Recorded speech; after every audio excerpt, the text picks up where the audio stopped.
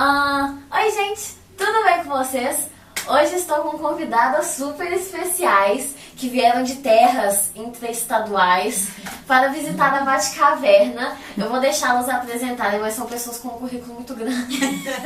Então nós somos do Socorro Meu Filho Não Estuda, somos mãe e filha. Eu sou a Roberta, sou formada em letras com especialização em ensino de línguas e com uma pós em marketing pela FGV, outra pós em gestão de pessoas e uma especialização em aprendizagem cooperativa e a especialização em neurociência cognitiva pela Universidade da Califórnia.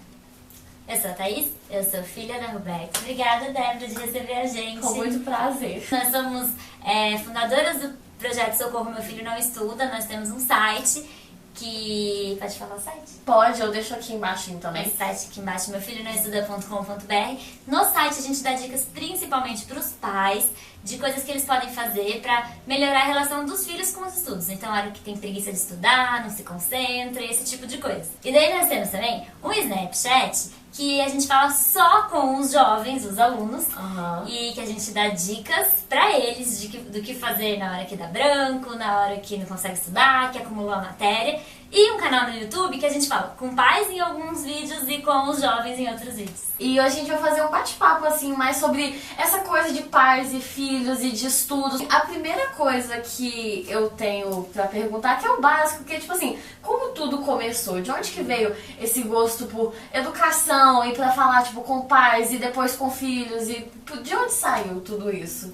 Quer começar? Então, acho que eu vou começar porque começou um pouquinho comigo, que eu sou professora, né? Sou educadora e sempre tive um sonho muito grande, dois grandes sonhos. Um, em ter uma filha, que está aqui, a minha filhinha, e o outro era descobrir o que aconteceu comigo, que eu tive um problema de nascença e que a previsão dos médicos era muito negativa, que eu teria dificuldade de aprendizagem, e acabou que eu sempre fui uma ótima aluna, sempre deu tudo muito certo. Então eu queria saber o que aconteceu comigo e como isso poderia ajudar todos os outros alunos que às vezes enfrentam dificuldade na hora de estudar. E, bom, teve uma longa história aqui no meio, mas acabou que a minha filha me roubou da empresa que eu trabalhava e nós viramos sócias. E ela teve a ideia do Socorro Meu Filho Não Estuda. Como você comunica as decisões com seus pais e tipo assim, ter uma relação de boa com isso, que eu sei que muita gente briga bastante com os pais. Como que a gente faz? Dicas pra gente ter uma relação mais estável e harmoniosa? Então, eu tenho, pelo ponto de vista dos pais, assim, a tendência dos pais é não querer que os filhos sofram ou passem pelos mesmos problemas ou decepções que eles passaram. Só que eu não concordo com isso. Eu acho assim que a vida dela, ela tem que desenvolver, fazer o caminho dela. Então eu sempre fiz assim, olha, se você for por esse caminho, tem chance de acontecer isso, aquilo e aquilo. Pode ser ruim, mas aí você redireciona. Agora, se você for por lá, a chance de acontecer aquilo, aquilo e aquilo. Mas você decide para qual lado você quer ir. Então teve vezes até que ela estava assim, mas eu não sei o que é melhor fazer. Então, eu consigo te dizer a vantagem e desvantagem de um, vantagem e desvantagem do outro, mas a decisão tem que ser sua. Às vezes eu até falava assim, em alguns momentos, você não pode ser um pouquinho daquela mãe que fala, eu quero que você faça isso, porque ela nunca foi, ela sempre dá os dois lados, eu que tinha que decidir. E uma coisa muito legal que ela sempre fala e que eu nunca tinha pensado, faz muito sentido, é que hoje a gente trabalha juntos e a gente trabalha na mesma área, né? Eu fui para a área de educação também, mas antes de trabalhar para formação na área de educação, de escolher essa área para fazer minha carreira, eu fui fazer faculdade de administração, eu abri uma empresa em outra área e eu acho que isso foi muito importante para eu perceber que não era aquilo que eu queria. Eu me satisfaço muito mais como profissional na área de educação. Mas só porque eu vivia a outra parte. Se ela não tivesse deixado eu viver aquilo, eu podia ficar frustrada o resto da vida. Que às vezes é pior a gente se arrepender de, não, eu fiz uma coisa que não deu certo, do que ficar se arrependendo de, nossa, eu podia ter tentado fazer aquela coisa que eu queria. A gente imagina o que a gente quer, mas a gente vai confirmando isso conforme você vai para a área que você achou que queria. Porque existem muitos casos de jovens que escolhem uma área, começam e descobrem que não era aquilo. Mas é ele que tem que descobrir, não tem como o pai descobrir por ele. Embora eu desconfiasse, na verdade eu achava que ela tinha muito jeito para educação. Mas eu não fiquei triste dela ir para a administração. eu penso assim, se ela tá feliz lá, ótimo, não tem nada de ruim nisso. Mas a minha mãe fez uma coisa que eu acho, não sei nem se foi consciente, mas que eu acho que é uma dica muito boa, que é assim, tá, você escolheu ir pra tal área, você vai fazer faculdade disso, mas você não pode ficar sem trabalhar. Então, tenta já logo trabalhar na área pra você ver se é isso mesmo que você quer. Porque só quando você entra mesmo na prática que você percebe. Até porque primeiro ano de faculdade é muito amplo, né? Dificilmente você vai ter ali as matérias e os assuntos que você se apaixona porque você escolheu tal curso, né? Então, a prática é muito importante. Eu acho que isso é uma coisa que ajuda muito. Você, assim que começar, que já for possível, depois começou a faculdade, já trabalhar e tentar trabalhar na área para ver se é isso mesmo. Então, e foi consciente, porque eu sei que assim, o que você estuda é o conteúdo que pode ser um conteúdo pelo qual você é apaixonada, mas o seu trabalho não é o conteúdo. Então, eu era apaixonada por língua portuguesa. Eu fiz letras, mas eu fui dar aula. Dar aula de português é diferente de estudar português. Né? Então, quando você vai para a prática, ou você se apaixona de vez pela área que você escolheu, ou você tem a consciência de que talvez não seja isso. E eu acho que em qualquer momento da vida é hora de você falar, não, acho que não é isso. Pausa aqui e vou descobrir o que é. E em relação aos pais, eu acho que assim, o meu conselho é sempre falar para o pai assim, pai, eu sinto que eu vou ser feliz estudando isso, fazendo essa área. Porque todos os pais querem ver os filhos felizes. Então, se você falar isso, eu acho que, por mais que ele tenha receio por alguma experiência negativa dele, de achar que aquela área talvez não seja boa, mas se você fala que você vai ser feliz assim, ameniza o coração dele, porque o que a gente quer é ver o filho feliz, né? E tipo, como que a gente conversa com os pais pra, às vezes, contar, ai pai, eu tirei uma nota ruim na escola, ai pai, eu sei que você ficou a vida inteira planejando pra fazer uma coisa, mas eu quero outra. Como que a gente estabelece essa comunicação com os pais sem causar esse atrito e também pra ter a compreensão deles? Meu conselho é assim, pra nós pais, a gente sempre acha que o filho é criança ainda, sabe? A gente, assim, tanto é que a gente faz o filho para amigo, que a gente posta foto dele de bebê na banheira, sabe? Porque a gente olha e fala, meu bebê, né? Então, quando você toma uma decisão que é alguma coisa, por exemplo, para sua área profissional, a impressão que o pai tem é que você não tem maturidade para decidir aquilo. Então, a minha sugestão é que você leve para ele, para contar, com um planinho assim, olha, eu decidi que eu vou estudar, que eu vou fazer a faculdade dessa área, por isso, porque eu quero fazer isso, porque eu gosto disso. Aí ele vai perceber que não é uma ilusão sua, que você tá imaginando alguma coisa da qual você não tem nem ideia do que vem pela frente. Então, quando você leva assim, na verdade, é mais fácil dele assumir e ficar tranquilo, que você sabe o que você tá falando. Mostrar que você tem um plano, ao invés de simplesmente... não é um chute, eu não faço nem ideia o que vai ser isso, né? E aí dá a segurança pra ele, e dá um pouquinho de choque também de, meu filho cresceu, né? Então assim... tá tomando decisões sozinho. Mas ele vê que você tem um plano e aquilo acalma o coração, que o medo do pai é assim... Nossa, e se ela fizer isso e depois perceber que não era, ou perceber que ela não vai saber o que fazer com esse curso na prática. Então, acho que se você mostrar o porquê que você escolheu, o que tem ali que você gosta e o que você vai fazer com aquilo... E também listar o que você já sabe que vai ser uma dificuldade que você vai encarar. Porque normalmente é isso que eu acho que os pais acham. Nossa, ela não tem nem noção que um professor vai ganhar pouco, sei lá, alguma coisa desse tipo. Mas mostrar que você tem consciência e daí colocar o plano do que você vai fazer pra superar isso, pra viver com essa realidade. E por causa de ir mal na prova, a lógica é a mesma, que a gente sugere que os filhos vão, antes de contar a nota, façam também no papel mesmo, por escrito, quanto ele tirou na prova e quanto ele pretende tirar na próxima prova da mesma matéria, uma meta mesmo. E daí, quanto tirou na prova. Por que ele acha que ele tirou essa nota? Então, daí tem que ser, né? Fecha a sinceridade, coloca a cabeça no lugar e pensa, não fiz tantas tarefas, não estudei o suficiente, dormi tarde muitos dias. Lista mesmo. Daí, embaixo da meta, do lado da meta da próxima prova, coloca assim, o que você vai fazer para chegar nessa meta? O que você vai mudar? O que você vai mudar? Pelo menos umas 3 coisas ali que você vai fazer, que o filho vai fazer para conseguir atingir a meta. Então, quando o filho chega pro pai para contar a nota ruim já com esse plano, normalmente os pais ficam, nossa, Ele tem consciência de que é importante tirar a nota e recuperar. Até a impressão que fica assim, que aquela... Nossa, que azar dele ter tirado essa nota. Porque ele demonstra uma consciência tão grande que parece que aquela nota nem era porque ele não porque faltou conteúdo mesmo. Ou tira, na verdade, o foco sai daquela nota que estava baixa e passa a ser lá na frente... De assim, nossa, que legal que ele já tá com um plano pra próxima prova. Também a ansiedade de prova e de ficar se cobrando demais, como que lida com isso? Uma dica muito prática que a gente dá pra esse da ansiedade, que é uma dúvida que a gente recebe demais também, e de todas as idades a gente recebe isso. E uma dica bem prática é, antes de se a prova for de manhã, na aula de manhã, na noite anterior, antes de dormir, para a pessoa sentar e escrever um parágrafo sobre como ela está se sentindo para a prova de amanhã. Pode ser assim, estou nervosa, estou com frio na barriga, ou nem estou nervosa porque... Nanana. Ninguém precisa ler esse papel, você pode escrever, amassar e jogar fora. O importante é você escrever esse parágrafozinho ou um textinho, e daí no dia seguinte, sem você saber, você não está mais com aquela ansiedade atrapalhando o seu cérebro. E você vai muito melhor na prova. E isso, assim, é uma dica que parece tão fácil e tão, assim, aleatória, mas já foram feitos vários estudos mesmo, já colocaram até 2 grupos de alunos que estudaram a mesma coisa em 2 salas. E daí um grupo, antes da prova, eles tiveram 1 hora para rever a matéria. E o outro grupo, antes da prova, eles tiveram 10 minutos só para escrever esse textinho e não revisaram a matéria.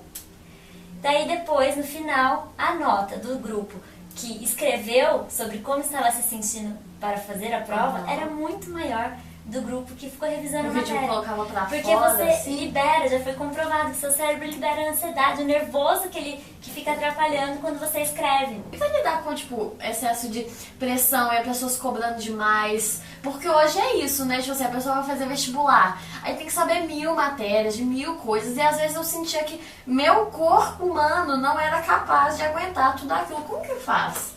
Então, eu gosto muito de falar que é ideal que você sempre se compare consigo mesmo, isso é uma coisa. Quando você tiver que fazer alguma comparação, compara você hoje com você antes. Né? Então, assim, se você hoje acha que tem muita coisa para estudar e muita coisa que você não sabe, você lembra de 1 ano atrás e fala, não, mas eu sabia muito menos, olha tudo que eu estudei e aprendi até aqui. Isso te dá uma segurança, uma autoconfiança. Nunca se compare com os outros, porque os outros é uma outra história. Sempre vai ter o outro lá que fez 1000 coisas, né? Isso é uma coisa muito chata, porque minha mãe é o tipo de pessoa que chega, filha, eu vi no jornal uma menina de 12 anos que passou na faculdade. Eu fico pensando, adota ela, então, troca por ela. Isso é muito chato. Então, e na verdade, é sempre uma troca, sempre. Então, uma pessoa que precocemente conseguiu algumas coisas que a gente consegue mais tarde, ela abriu mão de viver coisas que você vai viver e ela não, né? Então sempre pensar assim, e uma dica que é fundamental que nós sempre colocamos, que ajuda em todos esses aspectos que nós conversamos, e eu ouvi você falar isso em um vídeo e está 200% correto. Não abandone a sua vida pessoal, a parte de diversão. Você precisa, o seu cérebro precisa disso para se alimentar. E até para aprender melhor as coisas que você estudou. Exatamente. Quando você estuda, fica tudo lá e tal, mas quando você para de estudar e consegue focar em outra coisa, absorve, ele começa a trabalhar sozinho naquilo que você estudou. Então esse momento de parar é muito importante, porque o cérebro começa a fazer outras ligações naquela matéria que você estudou e fortalece ainda mais. Ele trabalha em segundo plano sem que você saiba. Entendeu? Então você estudou alguma coisa, sai, vai no cinema, vai fazer uma caminhada, vai passear, fazer alguma outra coisa. Quando você voltar a pegar aquele conteúdo, o seu cérebro procurou, achou as suas conexões na sua memória de longo prazo, onde você tinha referência para aquele assunto. Aí ele vai fluir mais fácil. E além de manter a vida, de tomar cuidado para não largar a vida pessoal, também evitar de deixar de fazer um esporte ou alguma coisa que a pessoa já faça. Porque tem vários estudos que mostram também que a atividade física é muito importante para várias coisas que você vai precisar depois pro aprendizado, na formação do seu cérebro. Então, quando a gente dá palestra em escola, a gente até mostra a foto do cérebro antes da atividade física e depois da atividade física. E vários neurônios nascem depois da atividade física. E mesmo em relação aos conteúdos, o processo que acontece no seu cérebro no momento de você assimilar o conteúdo é que ele busca referências que necessariamente pode não ter relação nenhuma com o que você está estudando, mas que ele usa aquela referência para transformar em conhecimento aquele conteúdo que você viu. Então, quanto mais filmes você assiste, passeios você faz, realidades diferentes da sua você visita, mais você enriquece a sua base de dados ali para ele buscar referência. Porque assim, para você aprender, para qualquer pessoa aprender, o nosso cérebro precisa misturar o que vem de novo, o conteúdo que você está vendo novo, com alguma coisa que você já tenha guardado na sua memória de longo prazo, para ele usar de referência. Se você não tiver nada aqui, ele não vai, na verdade ele meio que desliga, que às vezes chamam, os pais veem como uma preguiça de estudar. Quando você não tem uma referência aqui, seu cérebro pensa, nossa, ela não vai conseguir aprender, e ele já entra num modo de descanso. Porque é como se fosse um almoxarifado, essa memória de longo prazo. E você vai guardando coisas ali no almoxarifado. Quando vem um conteúdo novo, ele vai no almoxarifado buscar alguma referência. Então, quanto mais rico esse almoxarifado, mais possibilidades de conexões que você tem para você conseguir aprender. Por isso que é legal, de vez em quando, deixar que quando você volta, fica mais fácil de estudar. E tipo, vocês têm outras dicas de como que a gente pode fazer o nosso cérebro ajudar a gente a aprender alguma coisa? Tem uma dica que a gente usa, que a gente gosta de falar assim, que é a dica mais básica de todas, é fundamental para tudo na hora dos estudos, que a gente cresce ouvindo nossos pais falando assim, senta lá no quarto, senta lá na cadeira e só levanta quando você tiver acabado de estudar tudo, de fazer toda a tarefa. E na verdade, isso não é bom se a gente pensar em como o nosso cérebro funciona e aprende. A nossa dica é que na hora de estudar, você coloque um timer, esse de cozinha mesmo, esse cronômetro, e coloque nele 30 minutos. Comece a estudar. Nesses 30 minutos, você tem que focar 100% no que você está estudando. Não pode levantar para ir beber água no banheiro, ver mensagem do celular, não pode. Quando despertar, coloca 5 minutos no timer, e nesse tempo você tem que se levantar. Então você pode beber água, pode ir no banheiro, pode ver mensagem do celular, levantar, tal, em pé. E daí quando despertar, coloca mais 30. Então a cada 30 minutos de estudo focado, você tira 5 minutos de intervalo que tenha qualquer mínimo movimento, pode ser só se levantar. Por quê? Porque quando a gente começa a estudar, o nosso cérebro vai perdendo oxigênio. E ele vai meio que ficando cansado. Depois de 30 minutos de estudo, você está rendendo muito menos do que você estava no começo. Por isso que cansa. Isso. E 5 minutos esse movimento de se levantar leva oxigênio para o cérebro. E daí já é o oxigênio suficiente, a energia suficiente para ele focar por mais 30 minutos. E assim, daí às vezes perguntam, posso usar, não tem timer de cozinha, posso usar o cronômetro do celular? E daí assim, pode, só se colocar o celular no modo avião. Porque também já foi comprovado, e é verdade, que o cérebro não é multitarefas, igual a gente é para fazer várias coisas. Para aprender, a gente precisa mesmo focar e fazer uma atividade de cada vez. Então, só o sonzinho do celular vibrando já desconcentra a ponto de atrapalhar o aprendizado. Então, porque seu cérebro fica, nossa, tem alguém me chamando ali, o que será? Isso vai para a sua memória de curto prazo e atrapalha o que você está aprendendo. Isso de se concentrar, por exemplo, e fazer uma atividade de cada vez, que é necessário para aprender, não necessariamente a gente aprende na hora de estudar. É muito mais fácil aprender a se concentrar em outros momentos da nossa rotina do que na hora que a gente está estudando. Tipo assim, ficar sem o celular por 2 horas, vamos supor.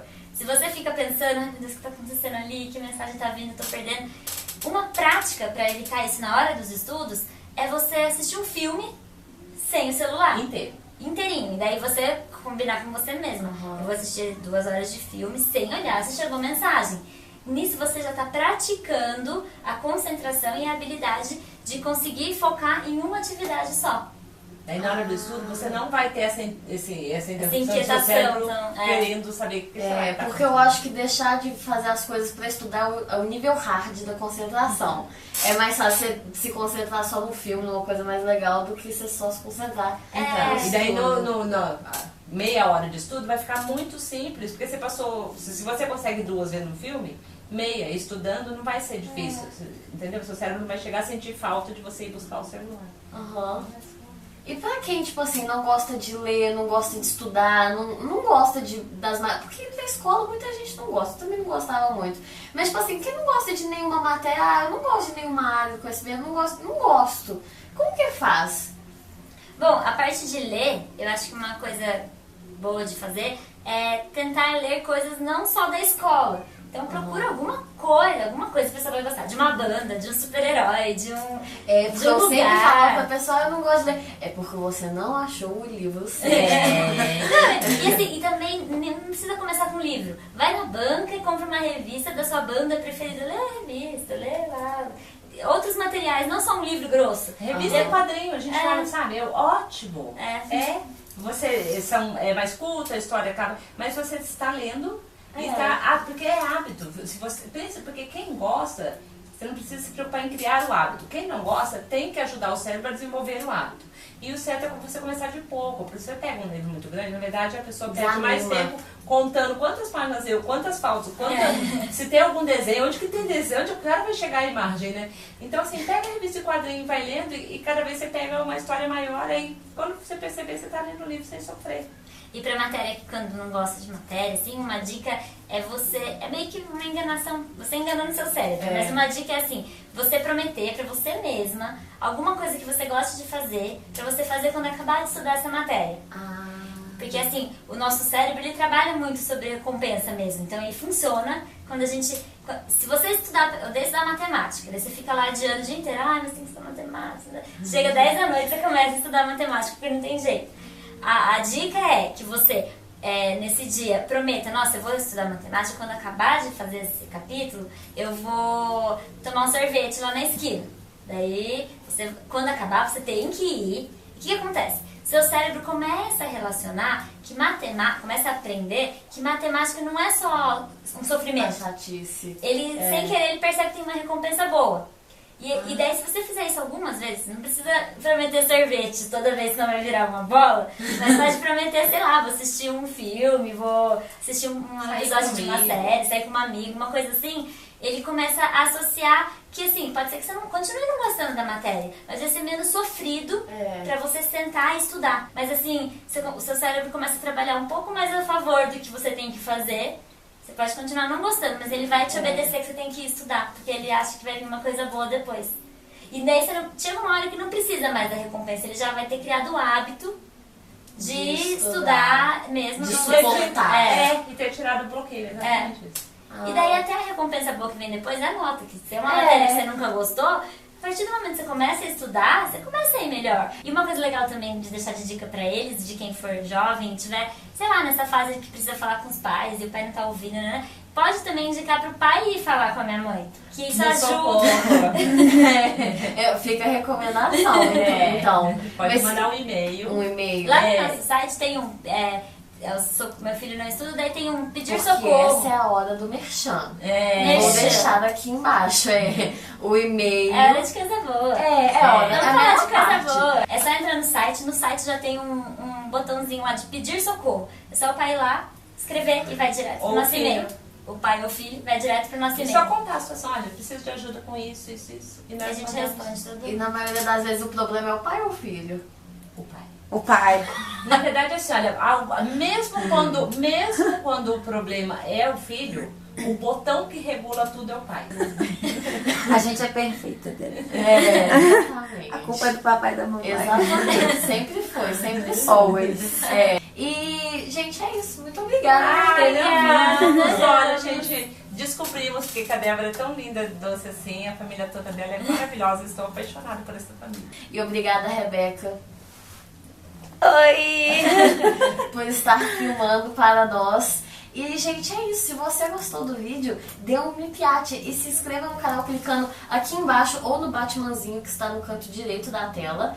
E muito obrigada pela paciência, pra você que assistiu até aqui. E um beijo. Manda beijinhos. Um beijo.